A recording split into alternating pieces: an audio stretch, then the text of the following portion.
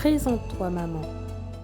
Je m'appelle Mandy, je suis maman d'une fille de 6 ans et je travaille avec des enfants en situation de handicap à l'école en tant que AESH. J'habite aux Abymes et je suis dans l'association Autour de maman depuis novembre 2023. Quelles sont les difficultés que tu rencontres en tant que maman solo? Et toujours faire en sorte de subvenir aux besoins de ma fille. Et les défis, justement, c'est toujours d'aller vers l'avant, de se motiver pour être meilleur et devenir meilleur et être une bonne mère et montrer le bon exemple à sa fille.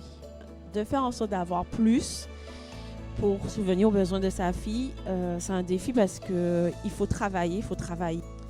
Et c'est vrai que des fois, c'est fatigant quand tu rentres à la maison et ensuite encore de s'occuper de sa fille.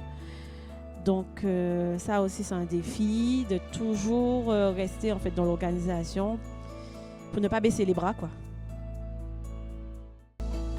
Comment as-tu connu l'association? Alors, j'ai connu l'association lors d'un salon, Maman et Timoun.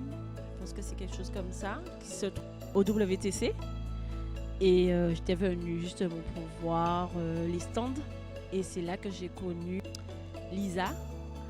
Et c'est grâce à elle, en fait, que je suis rentrée. Elle m'a expliqué les enjeux, ce qu'elle proposait dans cette association et ce qui m'a motivée à entrer dans l'association. L'association Autour de maman t'apporte-t-elle un soutien? Alors, l'association m'apporte un soutien parce qu'en fait, avant, j'étais très casanière. J'étais très focalisée sur ma fille, ses besoins, qu'elle soit toujours épanouie. Voilà, je sortais peu, je n'avais pas vraiment une relation, on va dire, un cercle amical. C'était plus la famille et ma fille, voilà, c'est les sorties. Et le fait d'être en relation avec les autres, en contact, savoir qu'il y a des parents et des mamans solo comme moi qui se battent chaque jour pour avoir le meilleur et faire en sorte que ces enfants soient élevés dans de bonnes conditions. Ça a développé en moi un bien-être, quoi. Et ça me fait du bien. Donc voilà. Et également par les activités proposées dans cette association.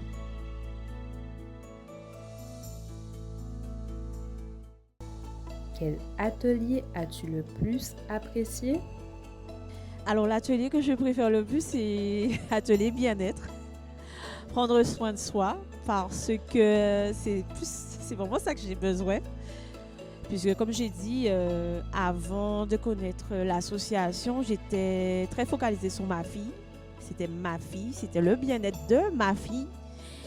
Et je me négligeais énormément. Donc, avoir les activités avec l'association, c'est super, quoi. C'est super. Apparemment, vous avez fait un séjour. Oui. Le séjour qu'on a fait, c'était pour Pâques, je pense. C'était pour Pâques. On a réalisé un séjour avec d'autres mamans. Et ce séjour-là était super parce que c'était un séjour en famille, quoi. C'était agréable. C'était un moment de détente, justement. Oublier la vie quotidienne qui est le travail, faire des tâches ménagères, s'occuper du repas, etc. Et là, c'était... Ouais. Là, on était hors de cette vie et c'était très agréable. Avec des activités en plus mises en place. Non, c'était très sympa. Quel message d'encouragement veux-tu adresser aux mamans? En fait, de pas baisser les bras.